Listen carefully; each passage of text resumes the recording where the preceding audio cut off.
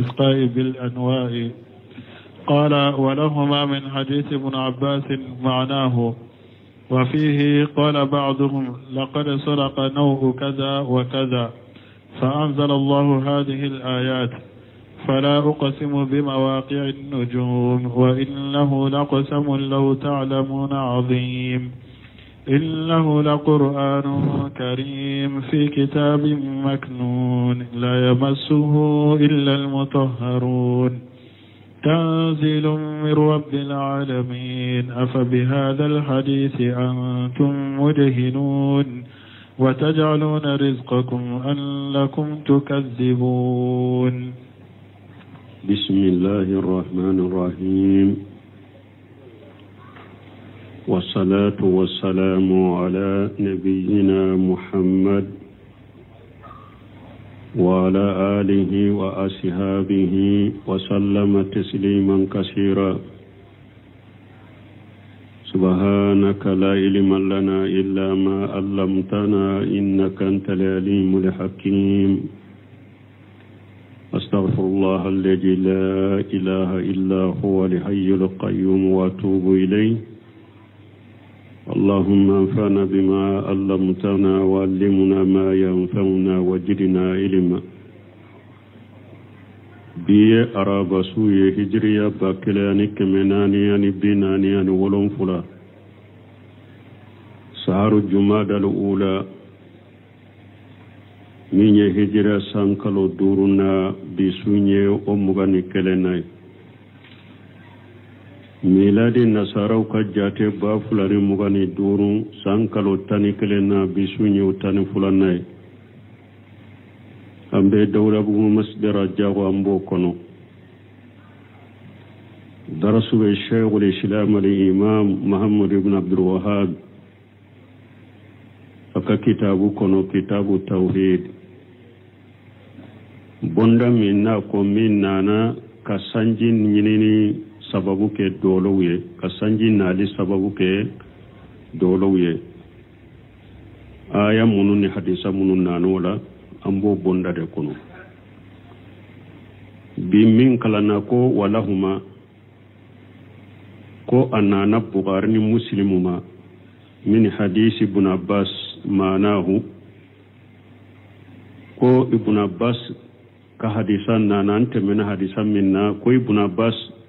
ka hadisan na buwadi muslimina o manala wa fihi abu hadisa kono qala ba'duhum duko lagari saddaqa nawun kaja wa kaja nin dolo masina ye tinyafo nin dolo masina ye tinyafo mana ni sanji nana dolo mina ko utumbe o defo ni sanji nana ubafu nin dolo masina ye tinyafo nin dolo masina ye tinyafo. فأنزل الله هذه الآيات كو آلين آية وجي فلو أقسم بمواقع النجوم على قولك لنني دولو بنيروي كما ودنا نينكا سرهولا وإنه لكم ننكالي من فلي لقسم نينكالي لبادي لو تعلمون عظيم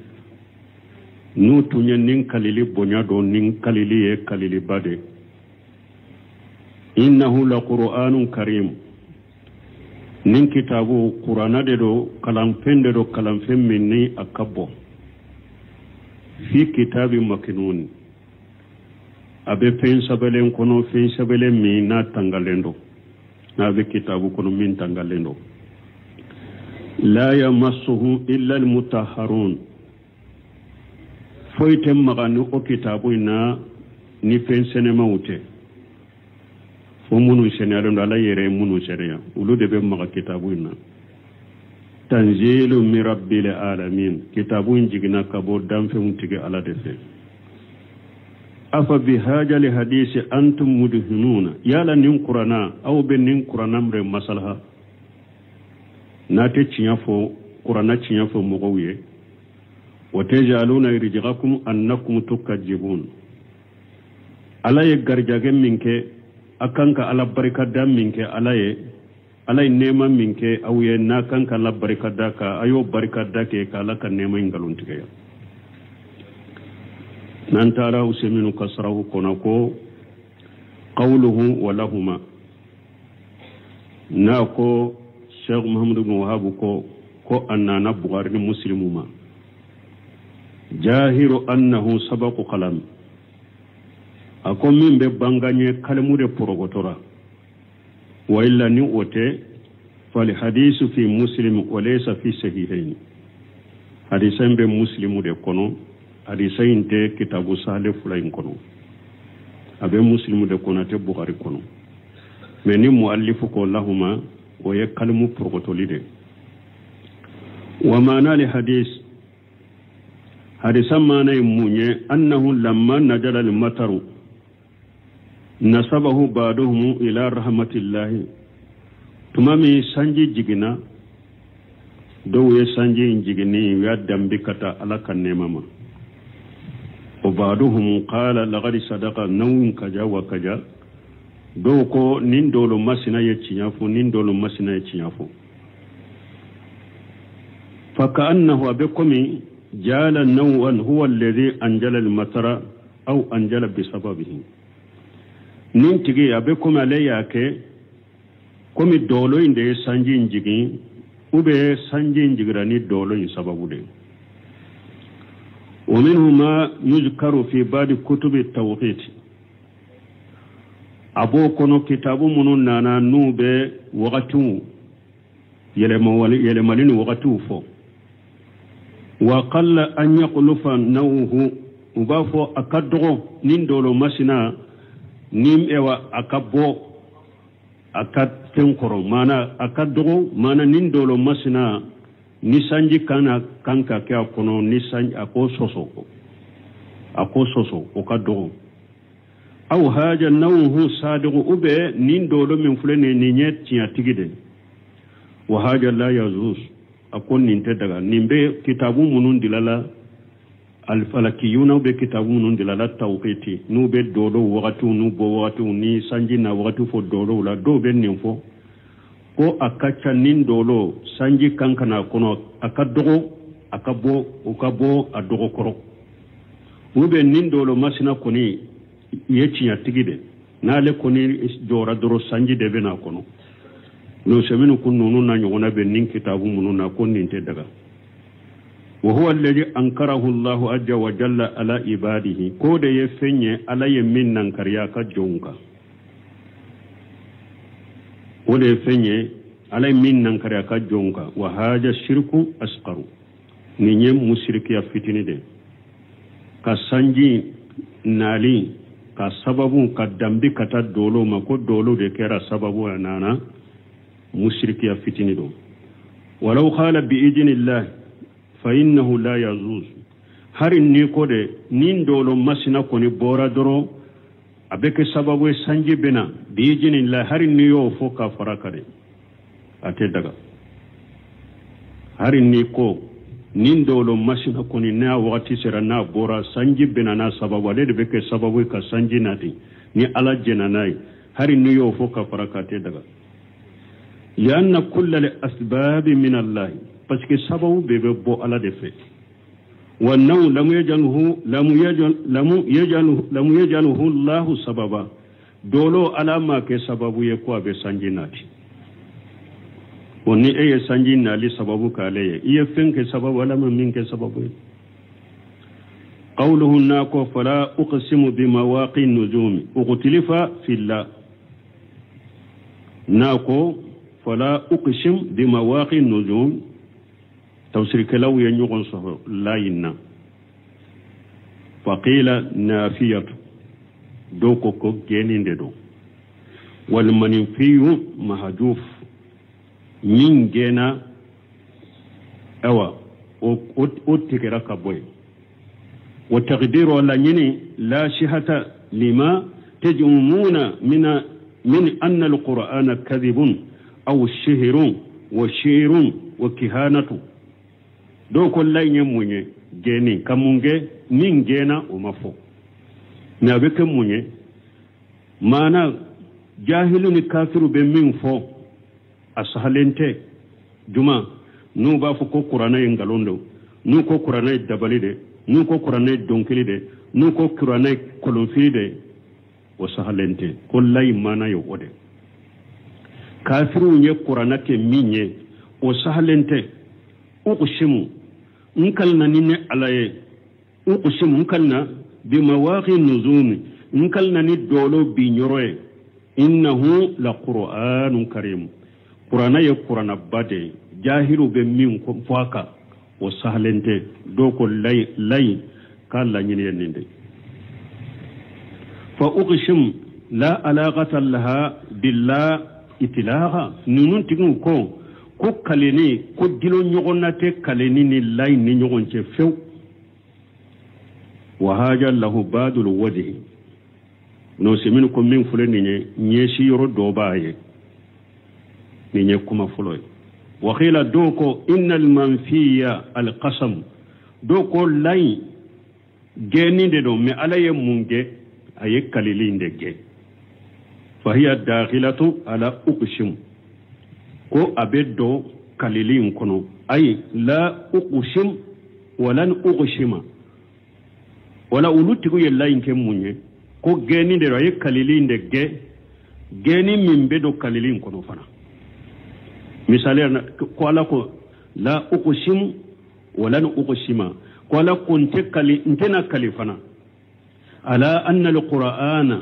qur'an karim ka fo qur'ana ye qur'ana bade nte kala kantina kala kafana ka fo qur'ana ye qur'ana bade li anna al amra abyan min an yahtaja ila qasmi parce que ka fo qur'ana ye qur'ana de o bangalendo kalili o bangalendo ma she mo ka kaloka kwa o bangalendo o ma she kalili ka koka o do ko laynye ode wa haja de ifu jidda me ibn Simi rahimahullah ko munu nyen kuma fa ko nin ko ni la fulendo ko jugu ni la fulendo ni nye fulanay wa khila do ko inna la litambi do ko lay la nyini e ki kunude wal jumlatu ba'daha musbitatu jumla min nana o ko fo ye sabatiliye لأن الله بمعنى انتبه ko parce que lay mana munye ko ikunu ihakili ikunu mana puru ihakili to kumanda kuma min benafo uqsim inkalina bi mawaqi nujumi ni dolo binyoroy kunu iki hakili sigi iki hakili do inkallani dolo do nyoroy qura dolo binyoroy qur'ana badedo wa haja huwa shahihu buno seminu konnin ka kene ka follay nyettembihu de ki kunude lay korode de ninni fora dro iki hakili jigi ka kunu ikalla milike min bena fuye ki kunu iki hakili jo nkalla ni qur'ana nkalla ni dolo binyoroy qur'ana bade wa haja huwa shahihu akonnin ka kene fa in qila nuko ما الفائدة من اقسامه سبحانه ما أنه صادق بلا قسم نوكو دونكو فايدة يموني على كالي كو قرآن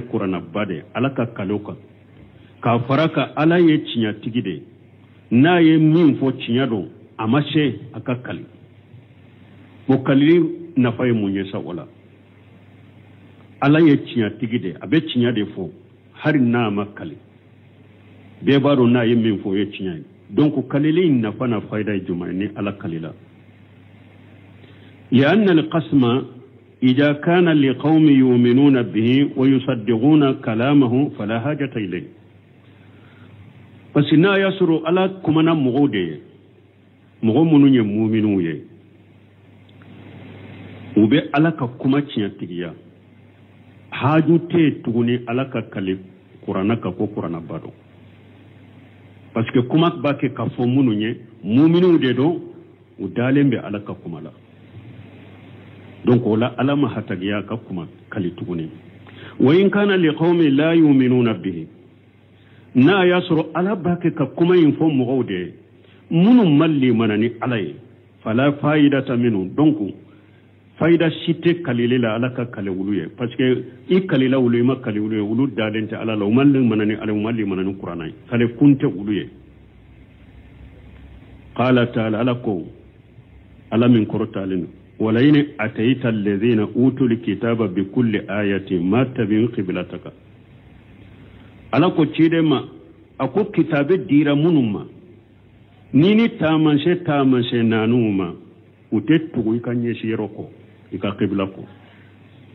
bon ni mogo ya nyinin kan ni nasisa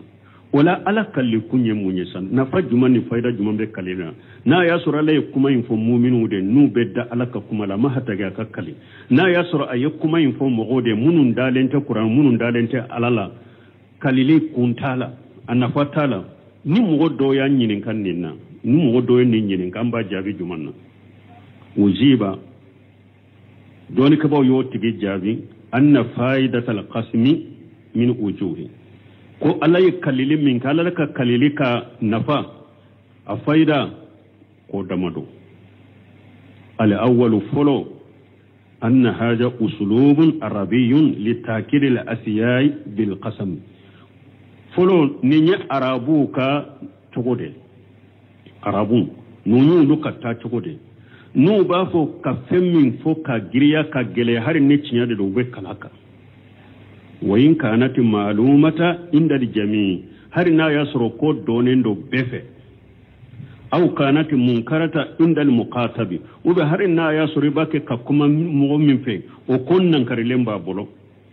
ni nya arabu ka tabulo ka kuma da nu lu ba fe ka kuma min fo ka gele ya dobe kalaka wal qur'an najala bil lisan arabiy mubin qur'ana fana jigina arabu kandela arabu kam min bangalendo donc kalilin faida folo fule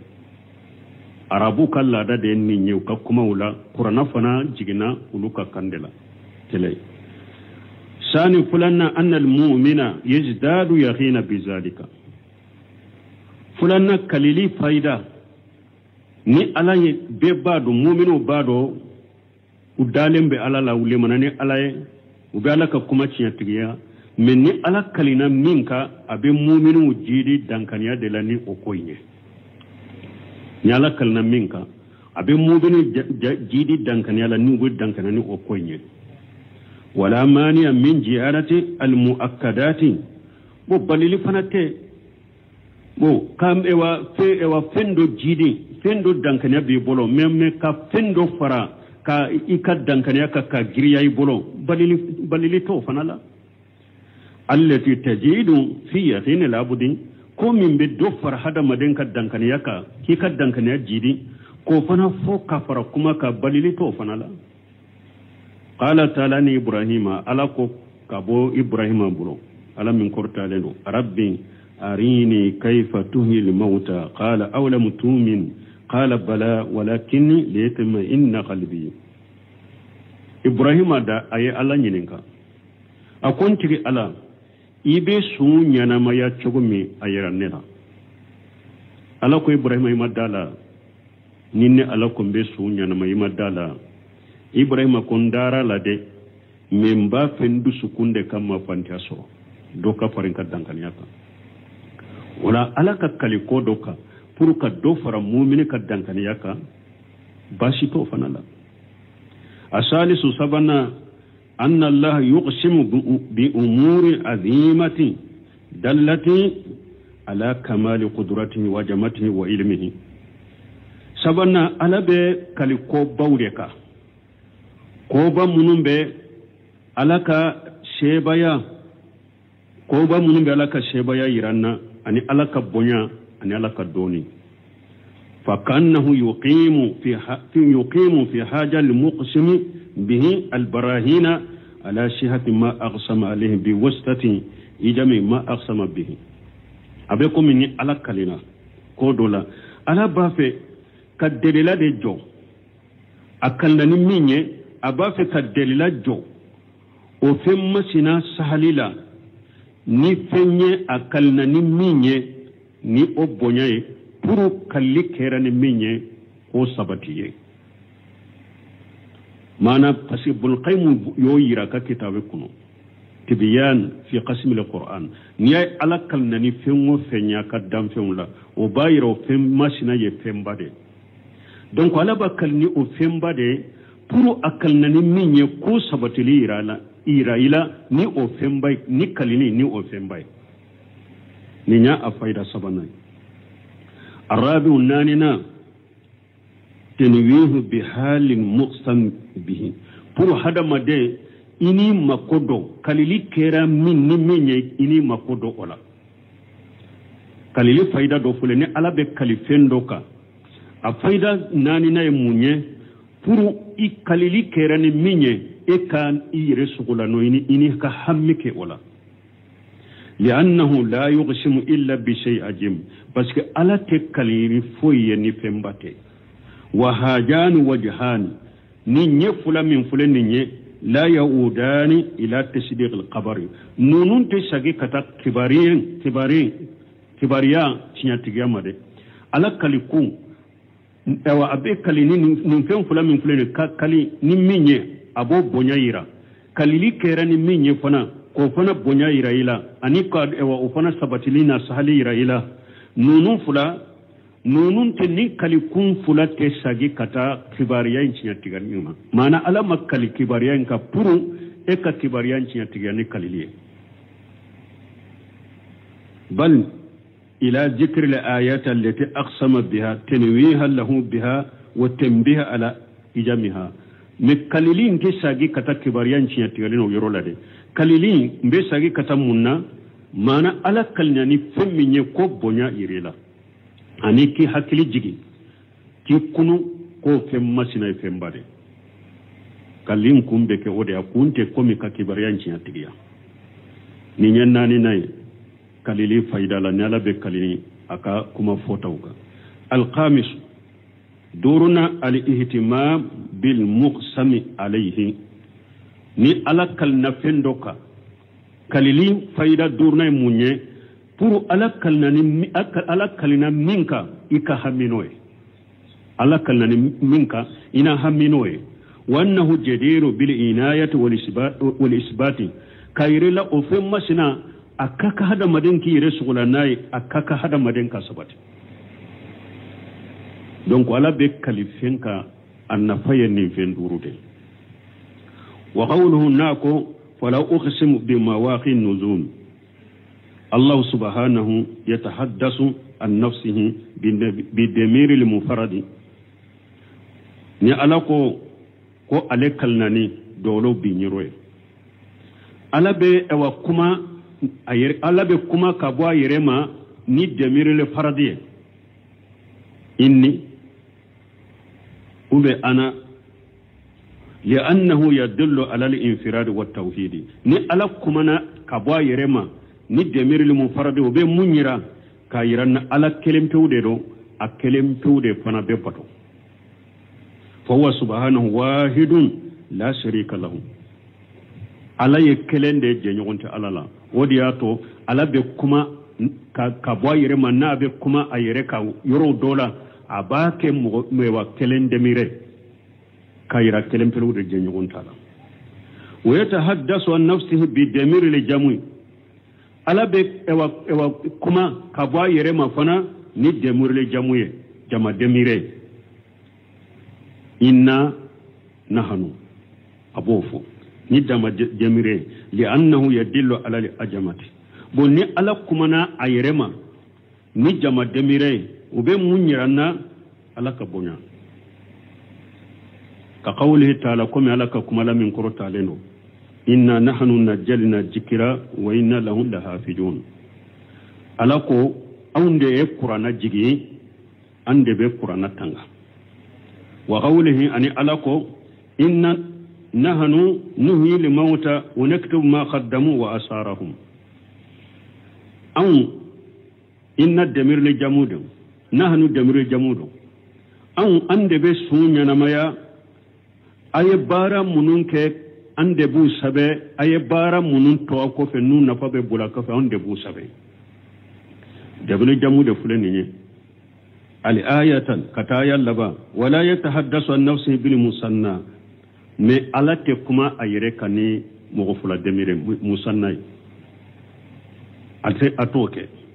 ya anna al musanna mahsuru bi isnaini parce que musanna imbe munyira be fula dorondeira donc ala te kuma ni ewa fula demire ayerema parce que o be fula dorondeira ala fana te fula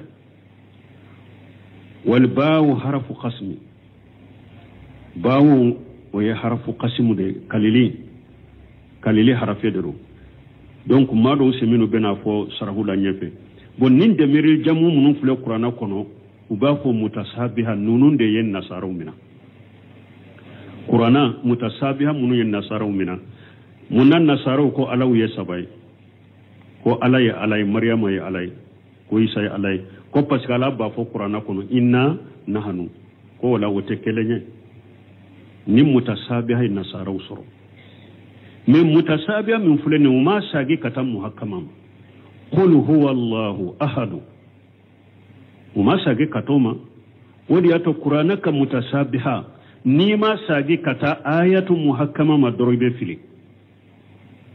o fili de nasara usoro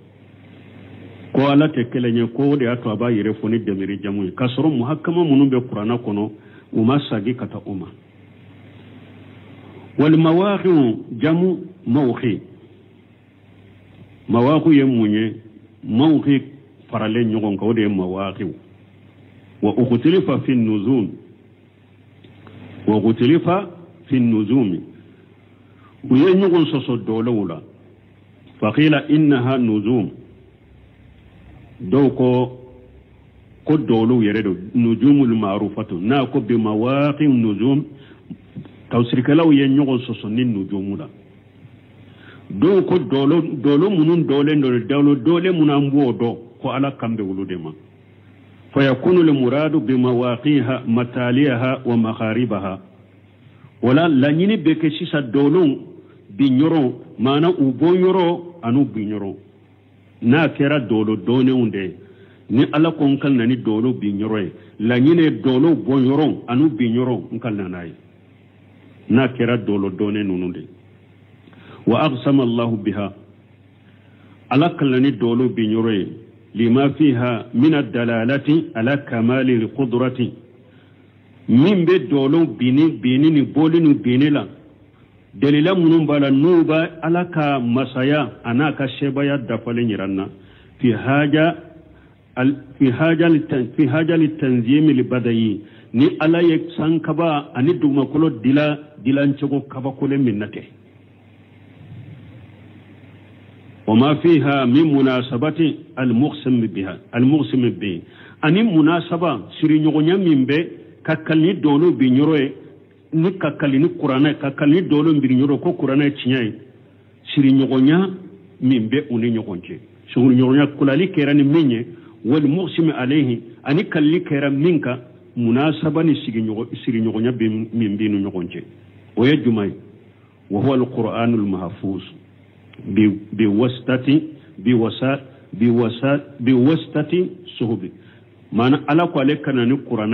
Qur'ana min tangalendo ni ala Qur'ana tanga ni ewa dolo tasumala mawye nugo filite shetane uma fa inna sama sankaba inda nuzulil wahyi muliati harasan sadida wa suhuba sankaba wahu jigi wakati sankaba alabe sankaba fa malikiyat tangali kelawdela ani dolo tasumala maw nugo felicitane uma purul kana feñagambe Qur'ana la ni ñe foloy dolo ka tibariala bi mawaqi nuzum ni ñe tawsir kalaw do ka kumay wa qila inna li muradan ajalun nuzul alquran do ko bi mawaqi nuzum mana ko Qur'ana jigini français min be Qur'ana jiginu ni ñogonce wa minhu qawluhum abuka kumala najala alquran munajjama ko Qur'ana jigina doni de wakati fokata dafa wa qawlul fuqaha ani famu bagaw nuko yazibu an yakuna daynul almukatabi muajjala bin najmayn fa aksara ani ni doni ko awajibilendo mukatibu manay ka jommi nabi bolo ni ko joma ni wori hakke nyine kana dinema ni yen ni wori hakke dinema mbi horoya o doni ke ba ko jombe ni wori hakke mindima ko fo akana be dishnya kelede aka di wakati kafo dele de kafo nindin dele shera ibe nani ni hakke nindin dele wori shera ibe nana toye fo dele fula de ka dama ba sara dele munun kono ube dele saba فيكون الله أقسم بمواقع نزول القرآن أبيكم على ني مؤمنون يكن نيشا على كنان على كليلا ني قرآن جيجنيه نابي جيجني منك وقت ولا ني وقت دولا نجيجني وقت دولا نجيجي كولا كنا نقول وغير سبقت لنا قائدة مفيدة mais bunu semenu ko leshirini qaida do temena ale bolo ambolo qaida minna falendo kosobe وهي قاعدة جمعي أنه إذا كان المانيان لا يتنافيان تهمل الآية على كل منهما وهي قاعدة جمعي بو آية كلا نمانا فلانانا آية كلا نفي مانا فلان نوتي نيغو مولي قرآن آية مبي مانا فلان بيتا قرآن آية مبي مانا فلان بيتا وإلا بو نا ياسر مانا فلان مبي نيغو مولي tuliba al-murajjihu donc mana fulay nasisa min ka giro be nyini ni nya qaida do tafsir la ni aya mana fula ube kelema ni mana fula fora anofe donc Allah nyine ninde donc koro la nyine ninde mana fulay nte nyogo nguli kelema mbu fula beta aya mbu fula beta bonna ya soro mana fulay mbe nyogo nguli wala min ka girambo nyini قوله ناكو donc wala sabe ko bunu sim bakke ayem fo abe mun famu ya sisa donc ni mana fula min fora mawaqi nuzumila afula bi ayem be seku beta qawlu nako wa innahu la qasamu law ta'lamuna azim qasam khabaru inna wa hadha al qasam akada Allah ajamatahu bi inna wallan nin kalili min fula ninye alay kalili mbonya giriya ni inna anillamu واللام تنويها بالمقسم عليه وتعجيمه لام لانين مني مانا ايوا كليلي كيرا منك كو بونيا يريلا كو بونيا كا يريلا هذا مدينكا اني شغلا نويه كهمي نويه اني كا بونيا يريلا لام يمبوديا وقولنا كو لو تعلمون مؤكد ثالث ويه awa kalilin giriyali minan sabana inna ye kalilin giriyali lamu ye kalilin giriyali law ta'lamuna ye sabana giriyali sabana kannahu qala abekum ala qode yambaghi an ta'lamu haja li amra wala tajhaluhu akaka akan nin koindo akana filin nin koinna fa huwa ahjam nin koin kabbo من أن يكون مجهولا ننكوي كبوا كاكي كوي مغوبة فيلي كومنا أكان كاكا دو كافو كاليلي فوليكا كني مينيا نيني كوباي كومي نمغوتي فيلي على كومي أكبوا كاكي فين فيلي تايفنا فإنه يحتاج إلى علم وانتباه ننكوي بي حتاجي حدا مدين كادو أنيكا كونو كتاما فلو تعلمون حق العلم ni atumba do ewa doni chinyala malare la rafutum ajamatahu fantabihu atumbe nin koy mbonya do wala ayakunu akadu nin ko nyefembay qawluhu la qur'an masdar mislu al kufrani wa sukrani bi mana ism al fa'il wa bi mana ism al maf'ul fa'ala al awwal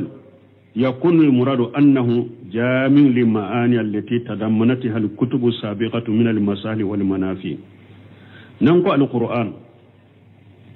في فم من بفهم فرانيونك نانيا كما نفلوي فم من بفهم بفرانيونك كافو مصدر الكفران والسكران بمعنى اسم الفاعل لا ينودي نانيا كوينك ويشيسا وبمعنى اسم المفعول بسكك أوفناي فعلى الأول نانيا كاسم الفاعلين يكون المراد أنه جميع للمعاني التي تضمنتها الكتب السابقة من المصالح والمنافع قرآن بك كتاب منون تمنا كوكو بك مانا بك كتاب تمنون كنو كافوك نيفن يمادي وبن نيفن نفمادي أبيبي قرآن كنو أبيبي قرآن كنو قال تعالى لكم وانزلنا إليك الكتاب بالحق ala ko cide man ne ala ye kitabu jigi kan ni cinyai musaddiqa lima bayna yadayhi kitabu temena nya ba be cinya tigiya lima bayna yadayhi min alkitab kitabu jigna qur'ana ba be cinya tigiya wa muhaymin alayhi ani qur'ana de be kiri ka beka kitabu temene be qur'ana de be sereya ka beka ka kiri tiga beka wala mana folo alqur'ana be mana fi kitabu foloyin nafa be kitabu foloyin kono nyuma be kitabu foloyin kono qur'ana ya be fara nyonga be ba kono wala sani nanya ke al maf'ul ismi bi mana ismi al maf'ul nanya koye yakunu bi mana al majmu' li'annahu majmu'un maktubu abekede ko qur'ana kitabu fen faralle nyonka liannahu majmu' maktubu parce que qur'ana faralle de be nyonka a sebelende do fana abe qur'ana faralle de nyonka sebelende do fana mana fulana beke oye wa qawlu karim yutlaqu ala kasir al atai na ko karimu be mi fo minka mana minka dili kacha akasoni kata وهذا الكمال في الآتاء متعدي للخير وهذا كمال في الآتاء نيت دفليدا سوني لا متعدي لغير سوني من أني ديلي من بيت مكتا مغورما مانا مغمني أي فندي مغورما أبي تشامان دي أكا ديلي كتا أكا سوني كتا مغورما ويطلق على شيء الباهي الحسن كريم بيفو فنيما من چكاني anyumando karimu be fo wor fanala aya famu karimu be fo min ka soni kacha na be mo so kacha ya karimu be fo fana fe nyumanka ni ba fo nimpe a ce kanyi nyumando abe se ka fo fana mako karimu wa min qawlun nabi sallallahu alaihi wasallam ka fo karimu be na fe nyumana kiden ka kuma bo yiran na laka tanuna tishibaka iyyaka wa karaima amwalihim ciren ko muwajuma akom dima ni be jakka mina mo law kanna fulu nyuma kanu mina jakkala de karimo yorola nyumande do ay albahiyya minha wal hasana na fulu nyuma min kanyi kanu mina wa haja kamalu fi jati min yadda fali fin jatila wa hajani almanayani mawjudani fil qur'an bon ni mana fula bebe sur qur'ana kuno mana kafo karimu bena min ka soni kacha katam mo worewuma karimi be fana abena fana nyuman ka kafo ni nyefe nyuma ni mana fula bebe soro qur'ana kono fula bebe nyogon soro qur'ana la quoi ni mana fula bebe nyogon soro qur'ana la fal qur'an la ahsana minhu bi jatihi bo qur'ana yire jati foi mani kateme qur'ana ka qur'ana kanyi ayere kanya ka jati la katime fembeka qala taala wa tammat kalimatu rabbika sidqan wa adila ala ko itige ala ka kuma dafara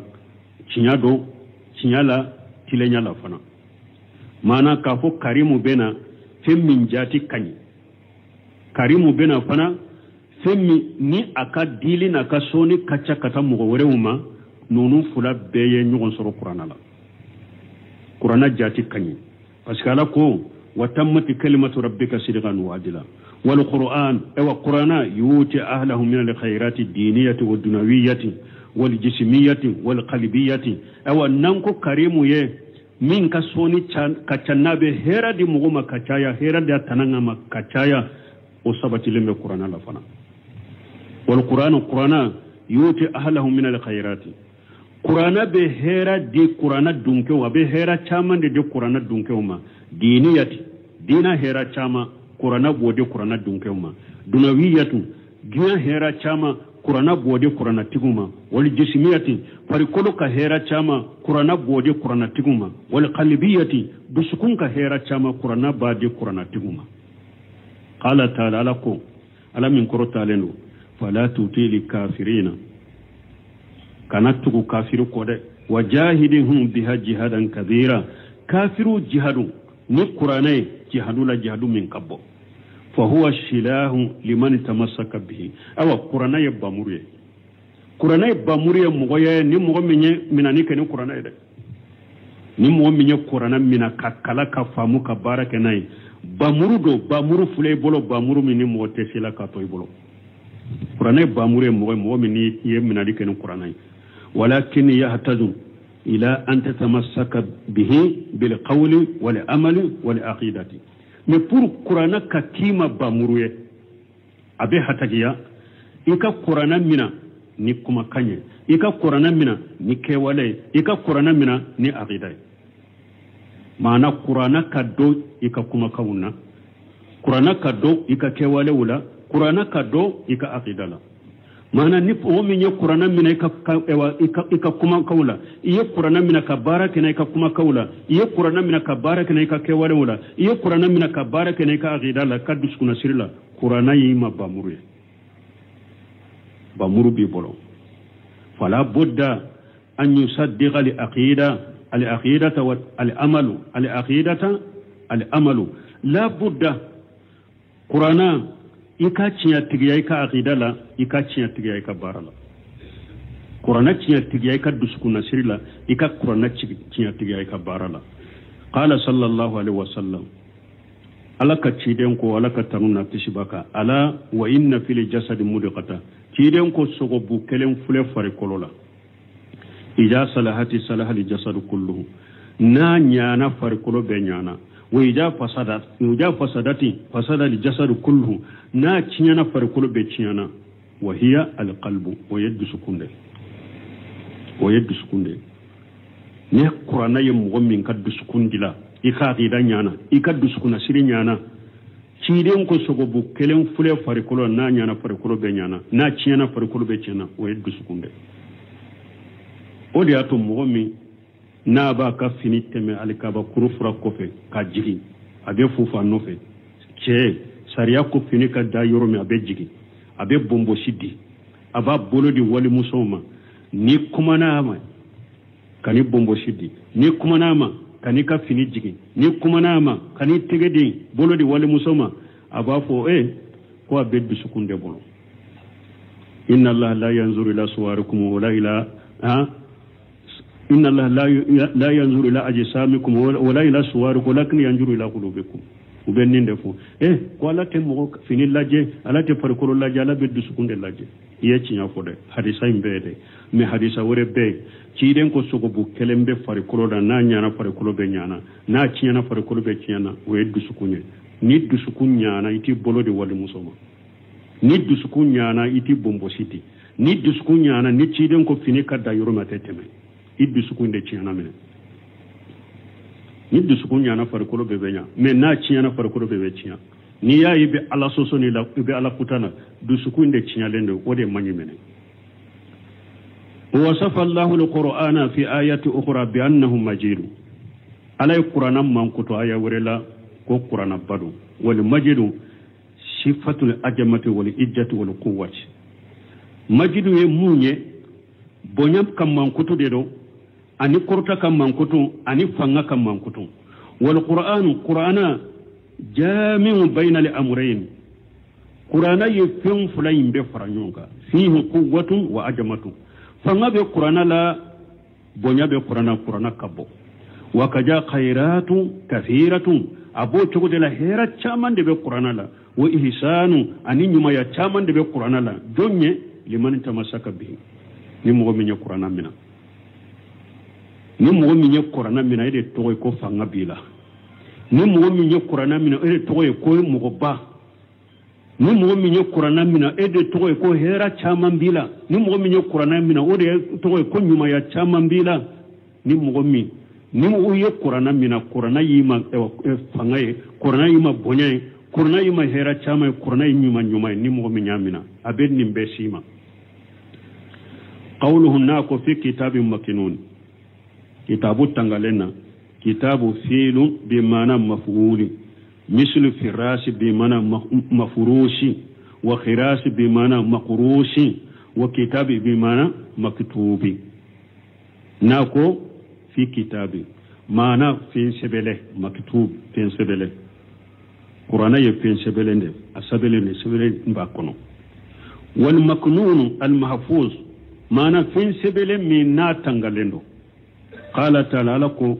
ka'annahunna baydu maknun ako arjanna kam musun mankutula aku farikolo utangalendo nogotu ka farikolo lo tangalendo komi ewa fa sefa واختلف المفسرون في هذا الكتاب على قولين mais doni kibaw ya ñogon soso kitabu dumanyen ninye kuma fula eska wakati babo amba joya inshallah ni ala idrisu reyranna farampancha bewla ha bo doni ba jemme atesika farampancha da falenda man nin kowla be ha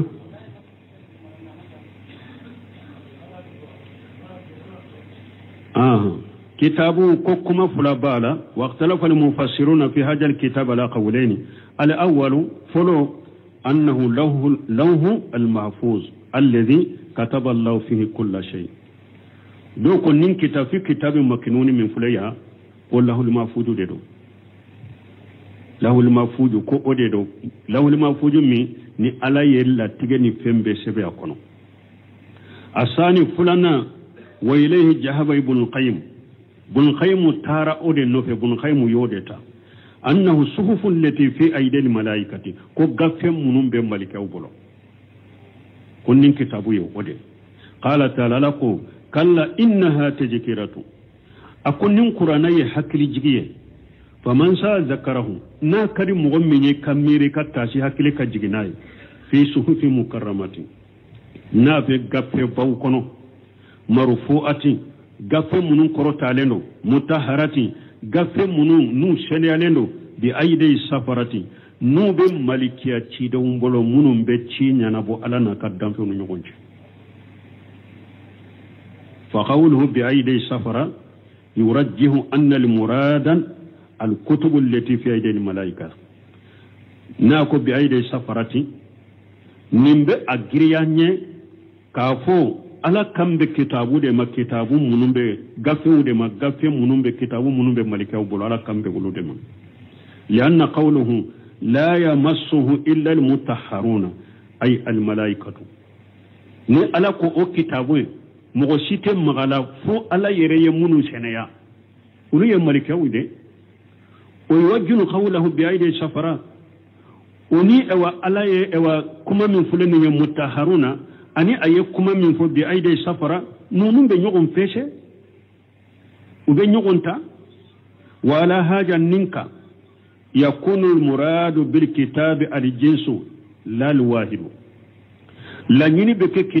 kitabu kalite ude fora kitabu kelente tuguni mana korode kitabu munum be malikaw golo kitabu kelente tuguni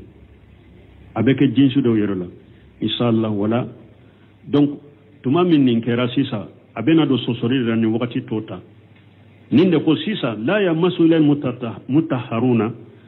donc do ko sisa mugo munum ba fo ko mugo kana qur'ana ta ni seniyale to wudde la ken ni ayay wala nanko nin kambe ni aya kambe gafe min be malikaw bolodo est ce que qur'ana be dola ate dola bon nanko a kambe nin qur'ana de ma donc aye mbese ka kedde lay kana ma qur'ana la ni senalente mais buna usmini bena sega sega lebe mingriya ni gafe min be malika bolo la ni yode parce que mutahhirina ani mutahharuna te kelenya o bena français al mutahharuna we ala yere munu seneya mutahhirina e yere fana be seneya ni yere difference bunu nyogonche sallallahu ala adresu we ranambo français ko سبحانك اللهم ربنا بحمدك أشهد أن لا إله إلا أنت أستغفرك وأتوب إليك. من الشيطان الرجيم بسم الله الرحمن الرحيم.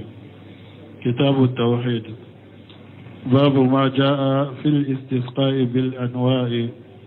قال ولهما من حديث ابن عباس معناه، وفيه قال بعضهم لقد سرق نوء كذا وكذا، فأنزل الله هذه الآيات: